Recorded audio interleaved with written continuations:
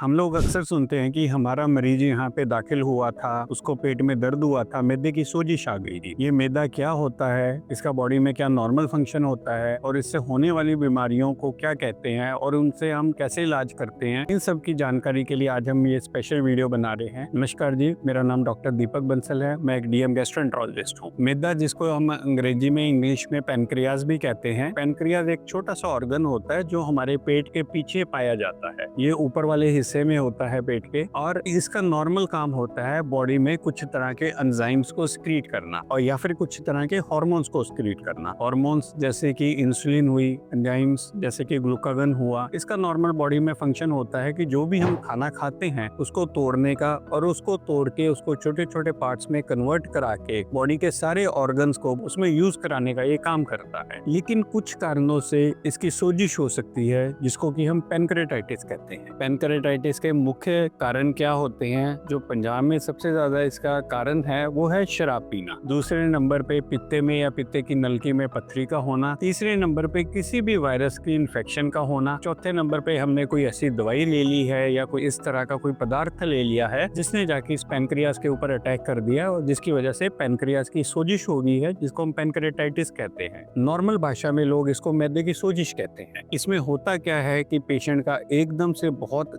गंदा दर्द उठता है, जो कि पेट के ऊपर वाले हिस्से में उठता है। ये दर्द पीछे भी जा सकता है। पेशेंट जब आगे की तरफ झुकता है तो उसका दर्द कुछ कम होता महसूस होता है। जब लेटता है तो दर्द ज्यादा महसूस होता लगता है। इसके साथ साथ पेशेंट को वॉमिटिंग शुरू हो जाती है, उल्टियां आनी शुरू हो जाती हैं, पेशेंट को घबराहट बढ़ती है, पेशेंट के नीचे से गैस पानी पास होने भी कम हो जाती है। ये एक तरह से एक मेडिकल इमरजेंसी है। इसमें पेशेंट को तुरंत हॉस्पिटल में लेके जाना पड़ता है। खासतौर पे इनिशियल स्टेजेस में इसका इलाज आईसीयू में ही होता है। अब हम बात करते हैं इसके कारणों के बारे में। सबसे पहला कारण, जैसे कि हम अल्कोहल की बात करते हैं, यानी कि शराब पीने की बात करते हैं। अल्कोहल का लीवर के ऊपर भी इफेक्ट आता है, पैनक्रियाज के ऊपर भी इफेक्ट आता है। लेकिन जो लीवर के ऊपर इफेक्ट आता है वो ज्यादातर डोज डिपेंडेंट इफेक्ट होता है। डोज डिपेंडेंट का मतलब ये होता है कि इंसान जितनी दारू पीता है उतना ज्यादा उसका सीरियसनेस बढ़ती जाती है। पैनक्रेटाइटिस में किसी भी मात्रा में अल्कोहल लेने से इसकी सोजिश हो सकती है। वो सोजिश एकदम से भी हो सकती है या कुछ टाइम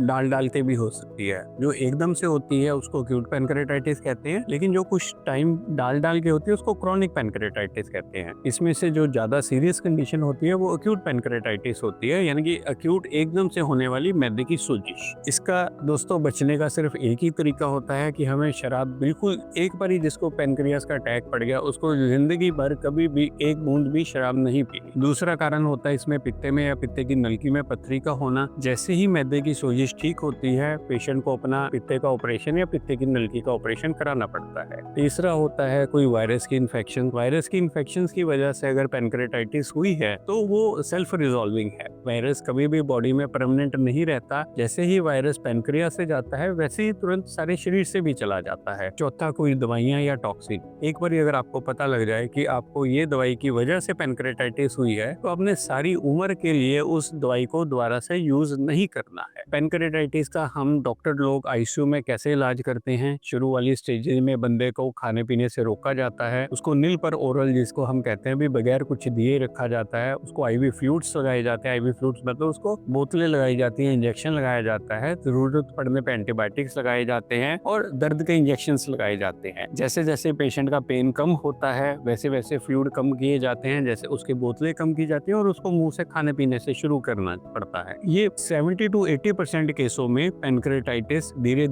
धीरे अपने आप ठीक होता जाता है जैसे जैसे ये उपचार चलता है। लेकिन 10 से 20% लोगों में ये एक सीरियस कंडीशन भी ले सकता है। इसमें पानी भर सकता है, ये पैनक्रियाज गल के उसके ऊपर इन्फेक्शन हो सकती है या वहाँ पे पानी की थैलियां बन सकती हैं। तो डिपेंड करता है कि क्या हुआ है। मान लो अगर पानी की थैली बनी है तो उसको रिमूव करना पड़ता है। अगर वो गल गया है और उसके ऊपर से इन्फेक्शन हो गई है तो हमें थोड़े से ऊपर वाले काइंड के एंटीबायोटिक्स देने पड़ते हैं। लेकिन अगर इन चीज़ों से भी फ़र्क नहीं पड़ता तो कुछ पेशेंट में हमें सर्जरी भी करनी पड़ सकती है। ये हम बात करते हैं एक्यूट पैनक्रेटाइटिस के बारे में। एक्यूट पैनक्रेटाइटिस एक बहुत ही बचाव वाली स्थिति है। इंसान को जैसे ही पता लगता है कि उसके पेशेंट के पित्ते में पत्थरियां हैं या पित्ते की नलकी में पत्थरियां हैं, बहुत लोग बहुत बार दर्द होने के बावजूद अपने पित्ते का ऑपरेशन नहीं करवाते। ये गलत बात है। पित्ते की जो पत्थरियां होती हैं वो सिर्फ पित्ते की सोजिश ही नहीं करती, वो मैदे की भी सोजिश कर सकती है। तो जैसे ही किसी को पता लगता है कि किसी को सिम्टोमेटिक गॉलस्टोन्स है, सिम्टोमेटिक मतलब जिसको दर्द आ रहा है पित्ते की पत्थरी की वजह से, उसको उसका तुरंत ऑपरेशन करवाना चाहिए।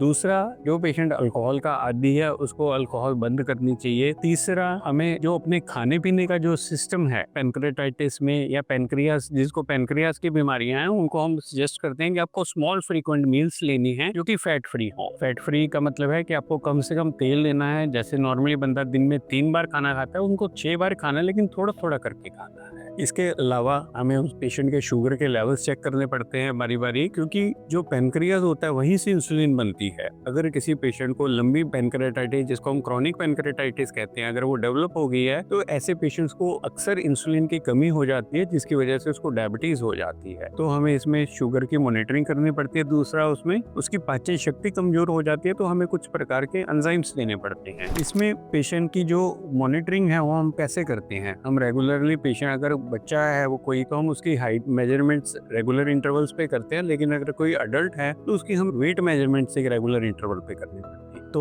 दोस्तों, मेरा आपसे निवेदन है कि आप जितनी भी ये बुरी आदतें हैं, शराब पीने वाली या किसी भी तरह के हायर एडिक्शंस की हम बात करते हैं, उन सब से आप बचें। इससे आपका पैनक्रियाज हमेशा स्वस्थ रहेगा। अगर आपका पैनक्रियाज स्वस्थ रहेगा तो आपको शुगर होने की बीमारियां कम रहेंगी, आपके अंदर एनर्जी का लेवल मेंटेन रहेगा और आपकी पाचन शक्ति हमेशा हमेशा मजबूत रहेगी।